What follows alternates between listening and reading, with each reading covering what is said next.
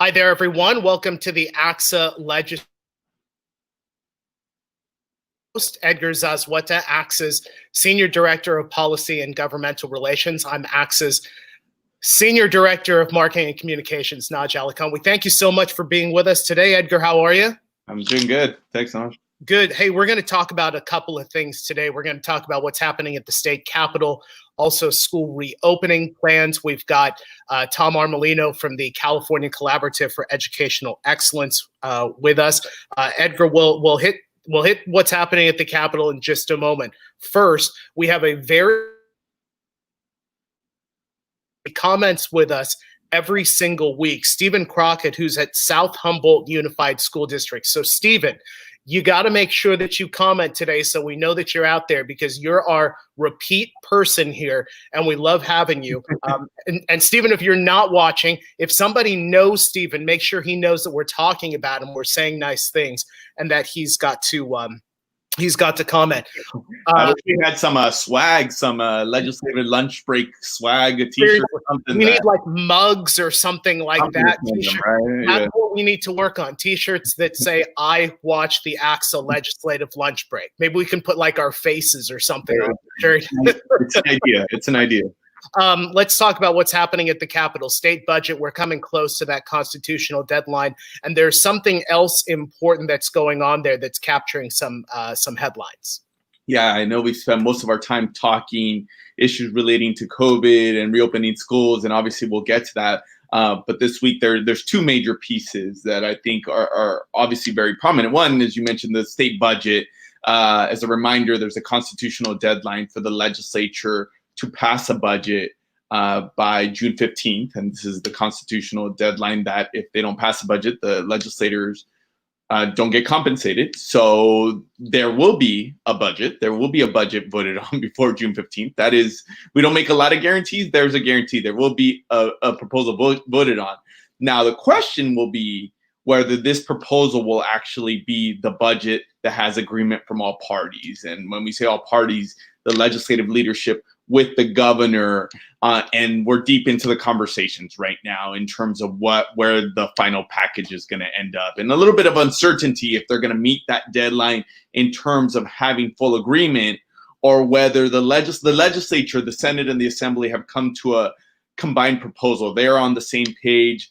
Constructs of that we've talked over the last couple of weeks to remind folks, the big difference there between what the governor proposed is that taking some of the cuts specifically to schools off the table and really changing the framework that if federal money doesn't come in, then the state would look at doing deferrals to schools, which is different from the governor's original proposal, which essentially said, we're going to make some cuts now.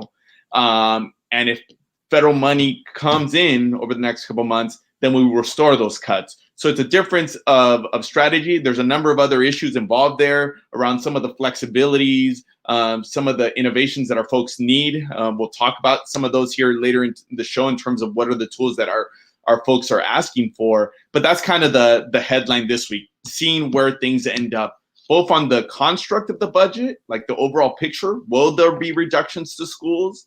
And then also on the issue of what kind of flexibilities will schools be given to kind of implement the reopening plans. And you're thinking by this time next week, we're going to have some additional clarity to things, correct? I would hope so. I mean, there is the chance that we're here next week and they're still hashing some pieces out. I think by this, one thing is clear, by this time next week, there will be a proposal voted on. Now, the question will be, is that the proposal that everybody has come to an agreement on, or is that just the legislative plan that they're going to put before the governor? So some interesting politics here to be on the lookout for in the next week. All right. And we want to remind everybody, all of our viewers live on Facebook and on YouTube, for Edgar and I, we will give you whatever answers we have. If we don't get to your question, it's not because we didn't like it or you spelled it wrong or you didn't phrase it correctly. It's just we don't want to wing it and give you an answer that isn't a substantive answer. So that's going to help guide our work coming into next week. But again, we want to remind you to go ahead and submit your comments to the ACSA Facebook or YouTube pages. Edgar, we've had a busy week and a half with these school reopening plans. Had the California Department of Public Health release their suggestions Friday. That includes face coverings for all school staff, wearing cloth face masks, encouraging students to do the same, limited gatherings, 6 feet of distance between desks, and markings on the floor to promote those. To promote physical distancing. They've covered health screenings, cleaning and disinfection. And then at the beginning of this week, we had CDE come out with their Stronger Together plan. It's a 62-page, but if you want to read it, cde.ca.gov. They covered hygiene, protective equipment, physical distancing, cleaning and disinfection. You're hearing from lawmakers, you're hearing from our members, you're involved in this. Your reflections on it and what you're hearing from the field. Yeah, happy that we finally, after weeks of saying things were going to come out and our members asking what the status of some of these guidelines, that they finally did come out over the last week, and in kind of in right after the other, starting with the CDPH, or the California Department of Public Health guidelines that were really orchestrated from the governor's office. And I think the important headline there is, as you noted, the headline issues there about a recommendation for all staff to wear masks, an encouragement that all students wear masks. There is considerations on health screenings with no-touch thermometers. And I think noteworthy for the physical distancing, talking about the 6 feet, but talking about it with the caveat as practicable as possible. And I think that kind of segues to the CDE guidance, which took a slightly different approach. And this was coming from the superintendent, and a number of us were involved in some of that work as well. The superintendent took a slightly different tack, same general issues, but the headline of what's missing in some of those documents is the caveats. So when you see the physical distancing, it will be a recommendation that there be 6 feet at all times. And I believe that was the superintendent's words, and those were that's how it's spelled out in the document. Same thing with masks. It's a bit of a stronger recommendation, saying that all students and staff should wear masks. And I think that brings me to kind of the big highlight, and the thing that we have heard from our members, as you referenced, and this was a concern, leading into the weeks of the guidance coming out, is and us asking our state officials that wherever possible, let's try to get some consistency here. Because the question is going to come up from our members, from our school leaders. Okay, we have guidance from the governor's office and CDPH. We have guidance from the California Department of Education. Almost every district is working with their individual county on some kind of playbook, on some kind of piece to go in that direction.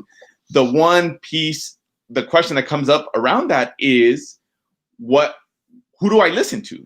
Who has final authority? And I think the piece we definitely want to get across is that the guidance coming from the state, both from CDPH and from CDE, they're recommendations. They're not mandates. And I think that might frustrate some of our folks, because some of them were looking for some clear answers. These are more considerations. On the flip side, it does give our folks a little bit more flexibility in terms of how do you implement some of these plans. When asked, who should I listen to? Most of these decisions are going to end up being local. It's working this out. It's the authority of that governing board in conjunction with their county health officer, with their county office of education. That's really where, to the extent there is going to be mandates, that's likely where they're going to come from. Hey, I want to go to a question that we have had that's just come in from our good friend Mohammed Warad, who's over at Franklin High School, Elk Grove Unified School District, just down the street from where I'm at.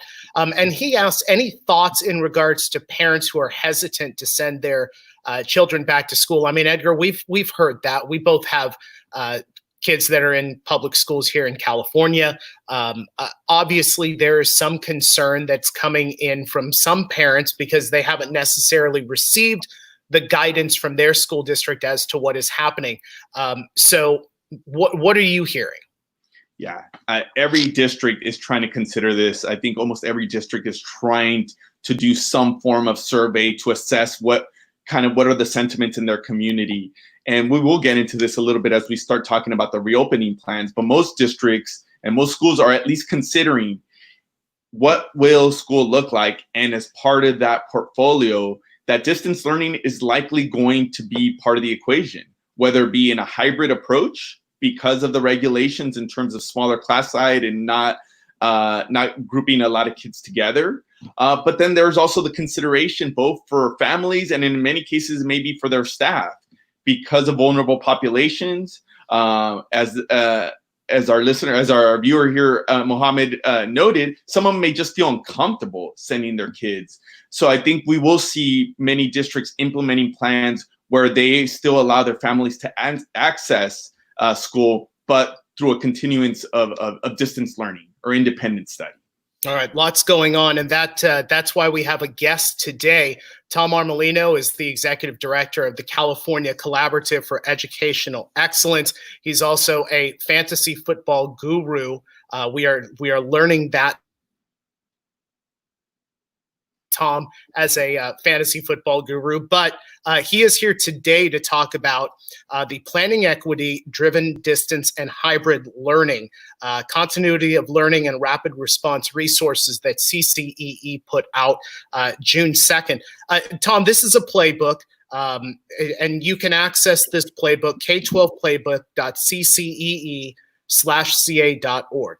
Tools for LEAs in uncertain times, strategic and practical advice, commitment to equity, and something that was really, really key.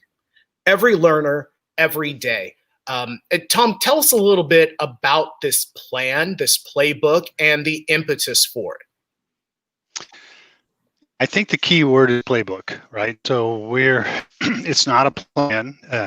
It's not really guidance per se. We recognize that there are many organizations as well as county offices and various folks who've been bringing their districts together and really doing some powerful work around really trying to think about, as we come back to school, what folks need to do to plan to think about that. We really try to make sure that we focus on instruction and social emotional learning.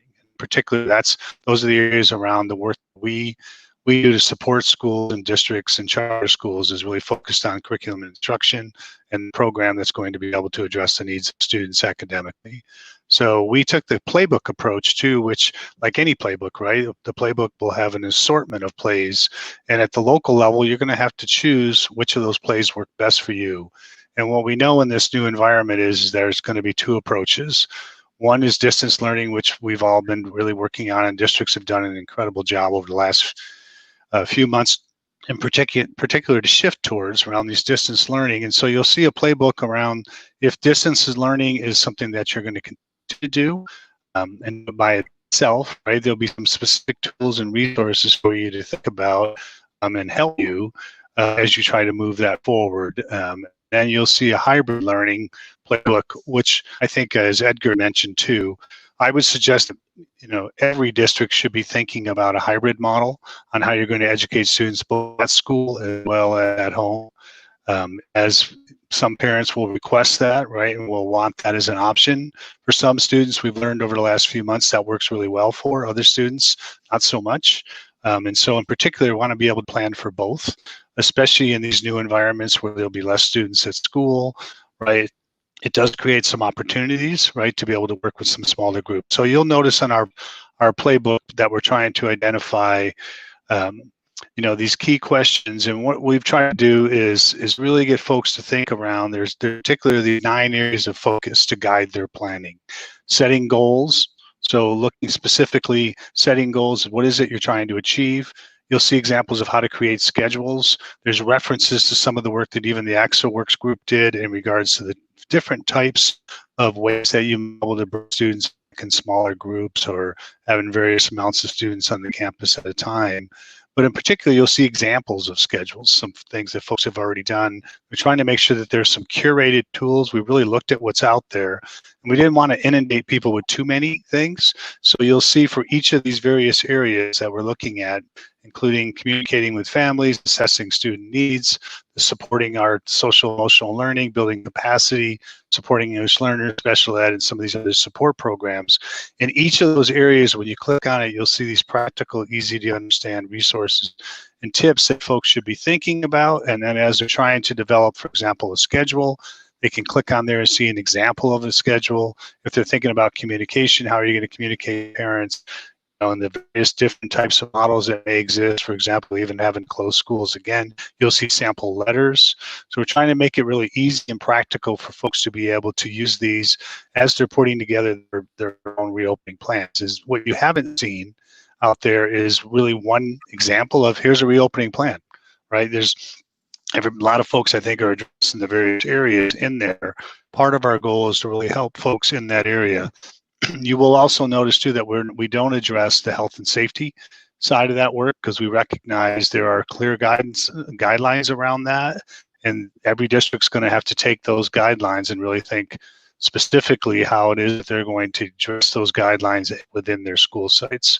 Another tool that you'll see on there also, we've done some great work with West Ed. And West Ed, we've developed some toolkits that we're calling Planning for Immediate Needs. And you'll notice that there are some resources that are both, you'll see those in the playbook, where as folks want to go deeper and really develop and putting some real plans together, there's even fillable forms on there as they're trying to put their plan together. They can use the resources to really start to flesh out that plan. Tom, one question. I'm going to ask you to kind of step into the shoes as a former administrator and somebody who's helping, folks think through this work. The question we get a lot, us representing the administrators and the people, I think almost perceive that there's going to be a standard answer of what's going to happen in the field, right? And I think you just hit on the head that this is going to look different depending what district and what your local circumstances are. Now that we have the guidance, now that we have these playbooks, like you mentioned, a ton of organizations, the county offices, ACSA included, have put out some of this work for people to think through. Are you seeing any trends? And the question we get is when will people have answers in terms of what school, where will people land, or where districts will land in terms of what is the model? When will we know definitively that we will open? And obviously, we recognize that that's going to be an answer that's going to look different. But have you noticed any themes around that, just as you folks are working with individual districts on thinking through this work? Yeah, I think the question that everyone is asking, right, is particularly around ADA, right? So what we all know is in these last few months, right, folks their ADA was covered, right? They didn't lose monies during those times. In our systems that we're normally used to, right, we have to collect attendance. Attendance is based on kids sitting in a seat, right? We've had some independent study models that are limited, right? And they have some parameters, but you can't do those on a consistent basis, right? So, and then we've seen what we've had for the past few months. If you use distance learning as an example, I think folks are really need to know, right? Will I be able to get academic credit? Will I get paid for the students that I'm being asked to serve? And I think you are, Edgar. I do think we're going to see some specifics around that. And as you know, some of those decisions have to be made by the legislature, right? They require, so I think there's been some frustration for folks wanting to see that someone else come out with that, but that actually is the group who has that responsibility. And I think within this budget, I think we're going to see some examples of things where they'll identify those answers. And once folks have those answers, for example, being able to say, can I use the independent study model, right? And if I do that, do I have flexibility to get full funding?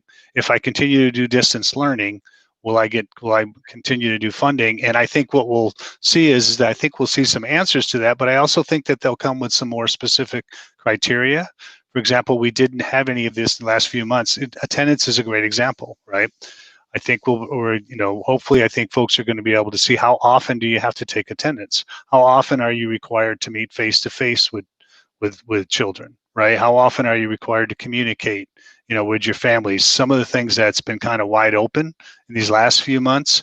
And I think you folks know this as parents yourself, right? You want to kind of know if you are going to keep your kid home, right? What type of learning are they going to receive? Is it going to be, are they going to have face-to-face lessons? Is the parent, are they going to check in with parents, and how often? So I think the more clarity we see around that, people will then be able to say, okay, now that I know the rules, right? Now I think I can address this. Now I can look at my capacity at my school, say, okay, I think I can have, if I use this social distancing rules, I can have half of my students in my classroom. I'm just making this up. It depends on the size of the classroom and the grade levels, right? But they determine what they can do to meet those safety, examples, and then be able to say, and I'm going to be able to get credit around this ADA. So now I can offer a distance. I can do a blended learning model. It can give parents a choice. And then I think they survey parents and say, okay, what would you want? If, and this is what it's going to look like. Would you want to bring your student back to school? Do you want to be able to do it at home? Those are the things that I think everybody's waiting for. And what I suggest to folks is that makes sense to be, but you should be also thinking about, right, how you will answer those questions. If you are going to continue to distance learning, how can you now do it with more fidelity? What type of training are folks going to need? Can you really agree on how often you can connect with a child? Right? What other resources do you think might be available? Folks can really now be thinking about, they should be in their classrooms actually doing that distance learning and figuring out how many kids can we actually have in a classroom, right? It's obviously going to be different for high school, right? As with the younger children, high school kids are bigger, right? And so in particular, how, you need to be thinking about that. Some schools are larger, some have larger open areas. They can be thinking about those pieces, as well as, I would suggest to everybody that I don't think that we're going to see free passes for people to do distance learning in environments where they can bring children back, right? If COVID suggests we have to close schools, that's different.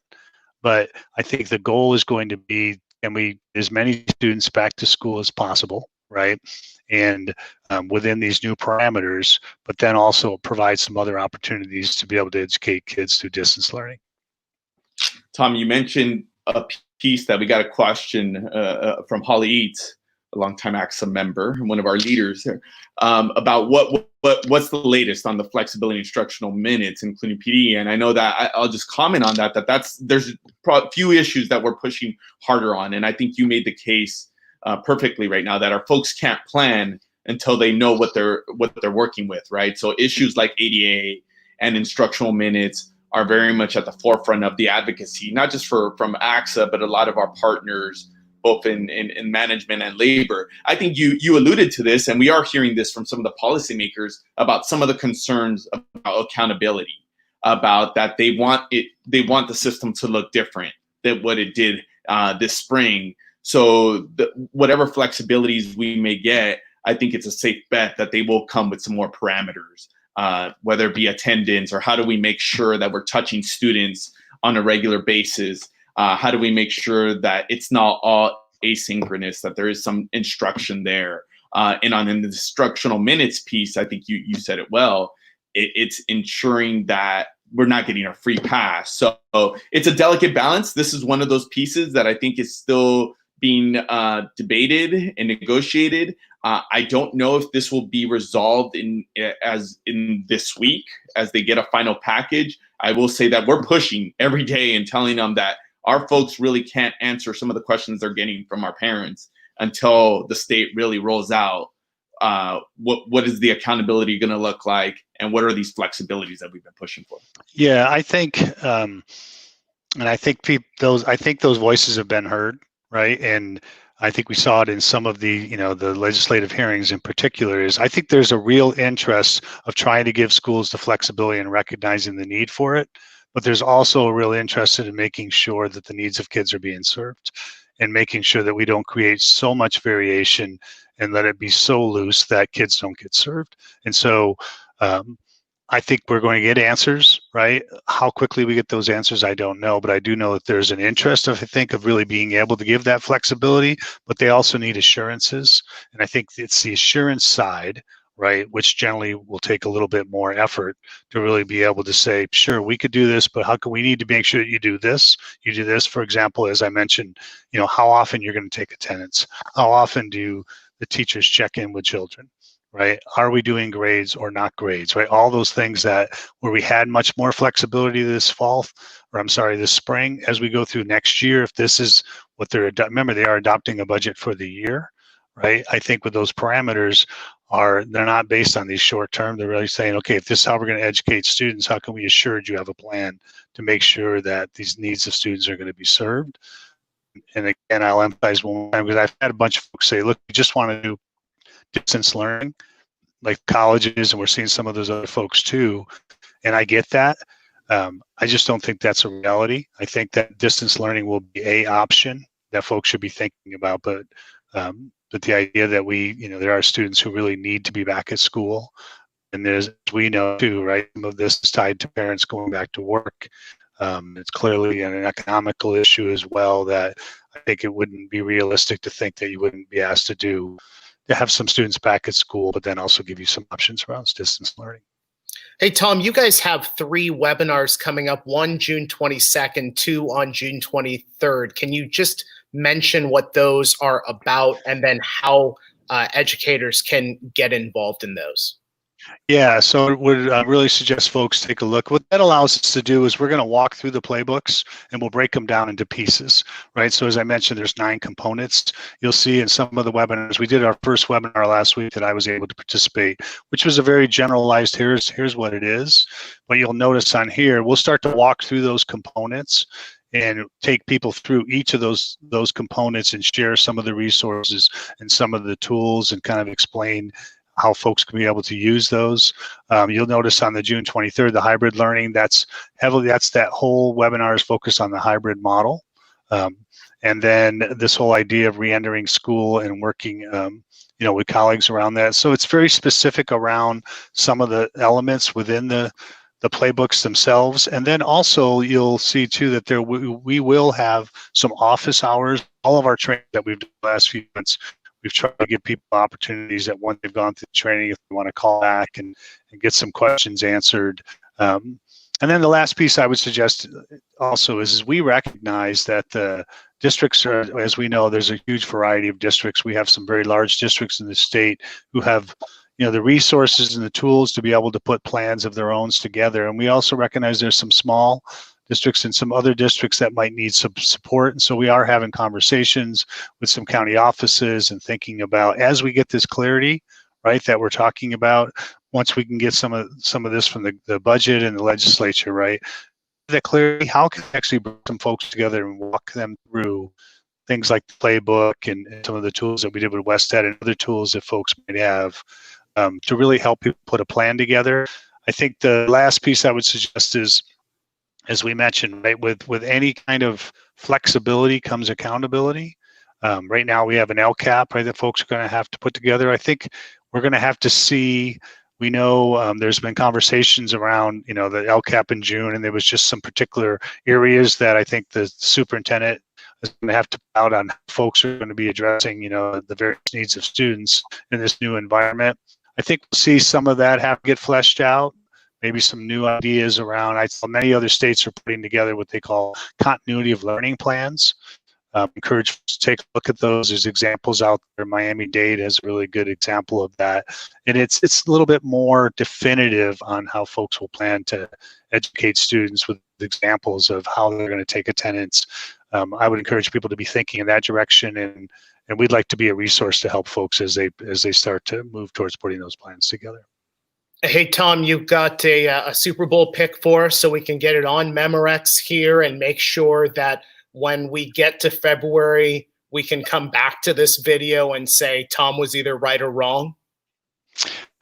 Well, as we all know, right, everyone's going to pick the Chiefs, and you'd be silly not to, right? And but I'm more of a betting man, right? If I'm going to put my money down, I'd really like to have some better odds. And I think in the AFC, I don't think you can, I couldn't imagine picking anybody but the Chiefs. And my youngest son is a huge Chiefs fan. And so I'd be silly not to bring that argument in. But I think if you think about the NFC, I think there's a sleeper team out there that folks maybe aren't thinking about that had a really good draft, have a new coach, very offensive-minded coach. They have an incredible quarterback. They had probably one of their best seasons ever for any quarterback. You take a look at, they've got one of the best running backs in the league. They have an offensive line, I think, that was in fourth in the He's gonna right. say We got to Cowboys. get there. That's right. We're talking the Dallas Cowboys. We got C.D. Lamb from Oklahoma with Mari Cooper. Michael Gallup just comes off a 1,000-yard season. They have all the tools. Everything's there, right? I don't know if anybody is that well-rounded at that tool. This said, I think the Cowboys are back this year. You look for them in the Super Bowl. I think it's going to be a heck of a game, and I'm putting my money on 20-1 odds right now if the Cowboys win the Super Bowl. All right. Tom Armelino, the Executive Director for the California Collaborative for Educational Excellence. Tom, thanks so much for being with us. We are now at the bottom of the hour. I do want to make sure that Lisa Salas Brown knows that we saw your question. We'll address that next week as we move towards the budget being finalized, because we want to make sure we address that. But if you're watching at home and you want to see that question, you can definitely see that. Edgar, great show today. We've got good information and we got Tom's pick on tape, so that's definitely a good thing. I don't know if I agree with it. We were doing great until we got to the Cowboys piece, but we'll just have to let that slide. So that's for discussion for another day. Yeah, exactly. All right, Edgar, thanks so much for being with us on the show today. And folks, thank you so much for being with us today on the ACSA Legislative Lunch Break. We're here every Wednesday with legislative news for you. And next week, we come in with important information from the state capitol that comes your way next Wednesday, 1 p.m. here on the ACSA Legislative Lunch Break. Have a good one, Edgar. Thanks, Naj.